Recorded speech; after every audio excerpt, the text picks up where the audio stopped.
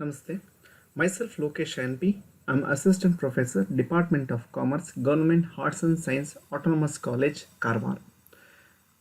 Now I'm going to explain one of the important subject, financial market and institution, which is related to first semester BCom, affiliated to Karnataka University, Dharwad. E-content session number 45. The topic is share transfer agent depository services meaning and function. In this topic we have to learn lesson objective is that to understand the meaning and role of share transfer agent and to understand the functions of share transfer agent. The lesson outcomes are the student will able to understand the meaning and roles of share transfer agent and the student will able to understand the functions of share transfer agent. First of all, what do you mean by share transfer agent? ಷೇರು ವರ್ಗಾವಣೆ ಮಧ್ಯವರ್ತಿ ಎಂದರೆ ಏನು? According to section 65 subsection 95A of the Finance Act of 1994 defined share transfer agent is an agent who on behalf of the body corporate maintains records of holder of securities issued by such body corporate and deals with the process of transfer and redemption of securities. ಅಂದರೆ ಷೇರು ವರ್ಗಾವಣೆ ಮಧ್ಯವರ್ತಿ ಅಂತಂದರೆ ಬೇರೆಯವರ ಪರವಾಗಿ ಎಲ್ಲ ಮೂಲ ದಾಖಲೆಗಳನ್ನು ಅಂದರೆ ಷೇರುಗಳ ಮೂಲ ದಾಖಲೆಗಳನ್ನು ಮೇಂಟೈನನ್ನು ಮಾಡುವಂಥ ಒಬ್ಬ ವ್ಯಕ್ತಿ. ಅಂದರೆ ವರ್ಗಾವಣೆಗೆ ಸಂಬಂಧಪಟ್ಟಂತೆ ಮತ್ತು ಕಡಿಮೆ ಅಲಾಟ್ಮೆಂಟ್ ಆಫ್ ಶೇರ್ಸ್ ಅಥವಾ allotment of debentures, issue at par, issue at discount or premium, ಇವೆಲ್ಲ ಸಂಬಂಧಪಟ್ಟಂತೆ ಎಲ್ಲ ಮೂಲ ದಾಖಲೆಗಳನ್ನು ವ್ಯವಹಾರವನ್ನು ಮಾಡತಕ್ಕಂಥದ್ದು ಯಾರಪ್ಪ ಅಂದರೆ ಷೇರು ವರ್ಗಾವಣೆ ಮಧ್ಯವರ್ತಿಯ ಕೆಲಸವಾಗಿರುತ್ತೆ. It is an agent appointed by a company to maintain record of securities owner.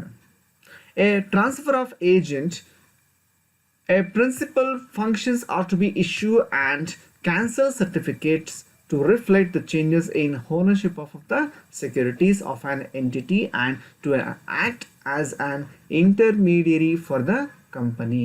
ಇವರು ಏನು ಮಾಡ್ತಾರೆ ಅಂತಂದರೆ ಷೇರು ವರ್ಗಾವಣೆ ಮಧ್ಯವರ್ತಿಗಳು ಕಂಪನಿಯ ಮತ್ತು ಮೂಲ ದಲ್ಲಾಳಿಗಳ ನಡುವಿನ ಒಂದು ಸಂಪರ್ಕವನ್ನು ಹೊಂದಿರ್ತಾರೆ. ಇದು ಅಪಾಯಿಂಟ್ಮೆಂಟ್ ನೇಮಕಾತಿಯನ್ನು ಯಾರು ಮಾಡ್ತಾರಪ್ಪ ಅಂತಂದರೆ it is appointed by a company. ಕಂಪನಿಯವರು ಇವರ ಅಪಾಯಿಂಟ್ಮೆಂಟ್ ಮಾಡ್ಕೊಳ್ತಾರೆ. ಇದರ ಮುಖ್ಯ ಉದ್ದೇಶ to maintain the records of security owner. ಅಂದರೆ ಮೂಲ ದಾಖಲೆಗಳನ್ನು ಅವರು ಮೇಂಟೈನ್ ಮಾಡೋದಾರಪ್ಪ ಅಂತಂದರೆ ಆ ಓನರ್ನ ಮೂಲ ದಾಖಲೆಗಳನ್ನು ಮೇಂಟೈನ್ ಮಾಡ್ತಕ್ಕಂಥ ವ್ಯಕ್ತಿ ಈ ಷೇರು ವರ್ಗಾವಣೆ ಮಧ್ಯವರ್ತಿಗಳು. ಅವ್ರೇನು ಹೇಳ್ತಾರೆ ಕೆಲಸವನ್ನು ಇವರು ಮಾಡ್ಕೊಂಡು ಹೋಗ್ಬೇಕಾಗತ್ತೆ. Next, what are the main roles of share transfer agent? ಹಾಗಾದರೆ ಇವನ ಷೇರು ವರ್ಗಾವಣೆ ಮಧ್ಯವರ್ತಿಯ ಪ್ರಮುಖ ಪಾತ್ರ ಏನಾಗಿರುತ್ತೆ ಅಂತ ನೋಡೋದಾದರೆ ಮುಖ್ಯವಾಗಿ ಮೊದಲನೇದು transfer of securities and record keeping for investor. ಅಂದರೆ ಸೆಕ್ಯೂರಿಟಿಗಳ ವರ್ಗಾವಣೆ ಮತ್ತು ಹೂಡಿಕೆದಾರರ ದಾಖಲೆಗಳನ್ನು ಸರಿಯಾಗಿ ಇಡುವಂಥದ್ದು, ಇದು ಮುಖ್ಯವಾದಂಥ ಒಂದು ಪಾತ್ರ. ಎರಡನೇದು second one, inform investor of new fund offer. ಹೊಸ ನಿಧಿಗಳ ಬಗ್ಗೆ ಹೂಡಿಕೆದಾರರಿಗೆ ಸರಿಯಾದ ಸಮಯಕ್ಕೆ ಮಾಹಿತಿಯನ್ನು ರವಾನಿಸುವುದು ಅಥವಾ ನೀಡುವಂಥದ್ದು. ಮೂರನೇದು endorsement of securities for allotment or call monies. ಷೇರುಗಳ ಹಂಚಿಕೆಯನ್ನು ಕಾಲಕ್ಕೆ ತಕ್ಕಂತೆ ಹಂಚಿಕೆಯನ್ನು ಮಾಡುವಂಥದ್ದು. ನಾಲ್ಕನೇದು transmission or consolidation or may be submission of the securities. ಷೇರುಗಳ ಪ್ರಸಾರ ಬಲವರ್ಧನೆಗೊಳಿಸುವಂಥದ್ದು ಅಥವಾ ಪತ್ರಗಳ ವಿಂಗಡೆಯನ್ನು ಕಾಲಕಾಲಕ್ಕೆ ಮಾಡಿಸುವಂಥದ್ದು. ಐದನೇದು dispatch of transferred securities and securities received for transmission, consolidation or subdivisions etcetera directly to the investor. ಹೂಡಿಕೆದಾರರಿಗೆ ನೇರವಾಗಿ ರವಾನೆಯನ್ನು ಮಾಡುವಂಥದ್ದು. ಅಂದರೆ ಟ್ರಾನ್ಸ್ಫರ್ ಆಫ್ ಸೆಕ್ಯೂರಿಟೀಸ್, ಷೇರುಗಳ ವರ್ಗಾವಣೆ ಮಾಡ್ತಕ್ಕಂಥ ಯಾವುದೇ ಮಾಹಿತಿಗಳನ್ನು ವರ್ಗಾವಣೆಯನ್ನು ತಕ್ಷಣ ಮಾಹಿತಿಯನ್ನು ಯಾರು ಕಳಿಸುವಪ್ಪ ಅಂತಂದರೆ ಹೂಡಿಕೆದಾರರಿಗೆ ನೇರವಾಗಿ ಕಳಿಸುವಂಥದ್ದು. Next last one, cancel the name and certificate of the shareholder who had sold the shares of securities and replace it with new shareholder. ಅಂದರೆ ಯಾವ ಷೇರುದಾರ ತನ್ನ ಷೇರುಗಳನ್ನು ವರ್ಗಾವಣೆ ಮಾಡಿದ ನಂತರ, ಅಂದರೆ ಸೇಲ್ ಮಾಡಿದ ಮೇಲೆ, ಮಾರಾಟ ಮಾಡಿದ ಮೇಲೆ ಆ ಷೇರುಗಳ ಬದಲಾವಣೆ ಮಾಡಿದಂಥ ಮತ್ತೊಬ್ಬ ವ್ಯಕ್ತಿಯ ನೇಮ್ಗಳನ್ನು ಅಂದರೆ ಕ್ಯಾನ್ಸಲೇಷನ್ ಅಂದರೆ ರದ್ದು ಮಾಡಿಸುವುದು, ರದ್ದು ಮಾಡಿ ಮತ್ತೊಂದು ಹೆಸರನ್ನು ಸೇರಿಸುವಂಥದ್ದು, ಇದು ಮುಖ್ಯವಾದಂಥ ಕಾರ್ಯವಾಗಿರುತ್ತೆ. ಎಕ್ಸಾಂಪಲ್, ನನ್ನ ಒಂದು ಷೇರು ಎ ಇಂದ ಬಿಗೆ ವರ್ಗಾವಣೆ ಆಗುತ್ತೆ. ಆಗ ಎಗೆ ಕ್ಯಾನ್ಸಲೇಷನ್ ಮಾಡಿ ಬಿಯನ್ನು ನಾವು ಹೊಸದಾಗಿ ನೇಮ್ ಶೇರ್ ಹೋಲ್ಡರ್ ಆಗಿ ಇಟ್ಕೊಳ್ಬೇಕಾಗತ್ತೆ. ಆಗ ಕ್ಯಾನ್ಸಲ್ ಮಾಡಬೇಕಾಗಿರೋದು ಎ ಮಾಡಬೇಕಾಗತ್ತೆ, ಆ್ಯಡ್ ಮಾಡಬೇಕಾಗಿರೋದು ಬಿಯನ್ನು ಆ್ಯಡ್ ಮಾಡಬೇಕಾಗತ್ತೆ. So these are all the main rules of share transfer agent.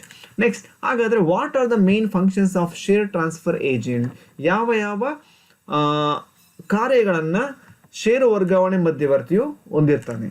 ಮೊದಲನೇದು ಇಶ್ಯೂ ಆ್ಯಂಡ್ ಟ್ರಾನ್ಸ್ಫರ್, ಸಂಚಿಕೆ ಮತ್ತು ವರ್ಗಾವಣೆ ಅಂತ ನಾವು ಕರಿತೀವಿ.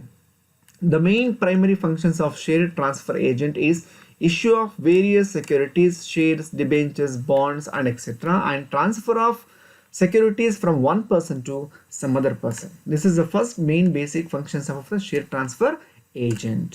ಸಂಚಿಕೆ ಮತ್ತು ವರ್ಗಾವಣೆ, ಯಾವ ಒಬ್ಬ ವ್ಯಕ್ತಿ ಒಬ್ಬ ವ್ಯಕ್ತಿಯಿಂದ ಮತ್ತೊಬ್ಬ ವ್ಯಕ್ತಿಗೆ ಟ್ರಾನ್ಸ್ಫರ್ ಆಗುತ್ತೆ, ಆಗ ಏನು ಮಾಡ್ತೀವಿ, ಈ ಒಂದು ಷೇರು ವರ್ಗಾವಣೆಗಳನ್ನು ಒಬ್ಬ ವ್ಯಕ್ತಿಯಿಂದ ಮತ್ತೊಬ್ಬ ವ್ಯಕ್ತಿಗೆ ಸಂಚಿಕೆಯನ್ನು ಮತ್ತು ವರ್ಗಾವಣೆಯನ್ನು ಮಾಡುವಂಥ ಕಾರ್ಯವನ್ನು ಅವನು ಮಾಡ್ತಾನೆ.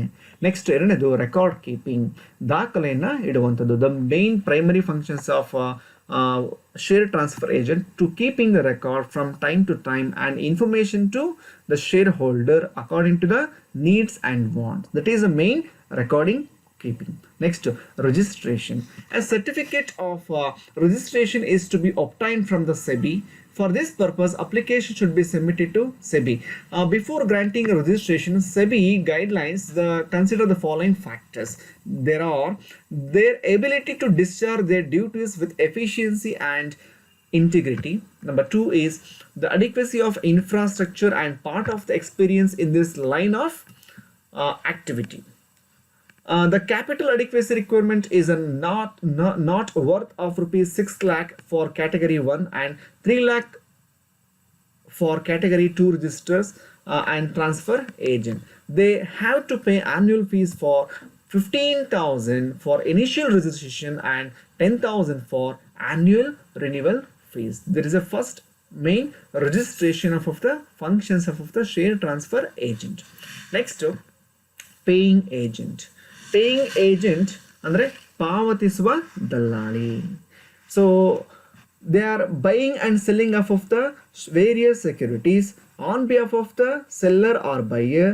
The main function is transfer agent. They have to paying for some commission or may be some brokerage charges to the buyer or seller. That is a paying agent, is nominated by a company. So next, shareholder liaison. ಷೇರುದಾರರ ಸಂಪರ್ಕ is a person. Shareholders can information to the various investor and also having some contact between various parties. That is liaison. ಸಂಪರ್ಕವನ್ನು ಷೇರುದಾರರು ಸಂಪರ್ಕವನ್ನು ಇವರು ನಿರಂತರವಾಗಿ ಹೊಂದಿರಬೇಕಾಗತ್ತೆ. ಅಂದರೆ ಷೇರುದಾರರ ಜೊತೆ, ಇನ್ವೆಸ್ಟರ್ ಹೂಡಿಕೆದಾರರ ಜೊತೆ ಇವರು ಷೇರು ವರ್ಗಾವಣೆ ಮಧ್ಯವರ್ತಿಗಳು ನಿರಂತರವಾದಂಥ ಸಂಪರ್ಕವನ್ನು ಹೊಂದಿರಲೇಬೇಕಾಗತ್ತೆ. ನೆಕ್ಸ್ಟು ರೆಪಾಸಿಟರ್ ಅಂದರೆ ಭಂಡಾರ. ಅಂದರೆ share transfer agent they have to maintain the time keeping record. They have to maintain repository. ಅಂದರೆ ಇದು ಸರಿಯಾದ ಕಾಲಕ್ಕೆ ಇವರು ಒಂದು ಏನು ಮಾಡ್ತಾರೆ ಅಂತಂದರೆ ಎಲ್ಲ ಮೂಲ ದಾಖಲೆಗಳನ್ನು ಇವರು ಸರಿಯಾಗಿ ಇಡೋದ್ರಿಂದ ಒಂದು ಮೂಲ ದಾಖಲೆಗಳ ಭಂಡಾರ ಅಂತಲೇ ನಾವು ಶೇರ್ ಟ್ರಾನ್ಸ್ಫರ್ ಏಜೆಂಟನ್ನು ನಾವು ಇಲ್ಲಿ ಕರಿಬಹುದು. ನೆಕ್ಸ್ಟು ಟ್ರೆಜರಿ ಮ್ಯಾನೇಜರ್ ಅಂತ ನಾವು ಖಜಾನೆ ವ್ಯವಸ್ಥಾಪಕ.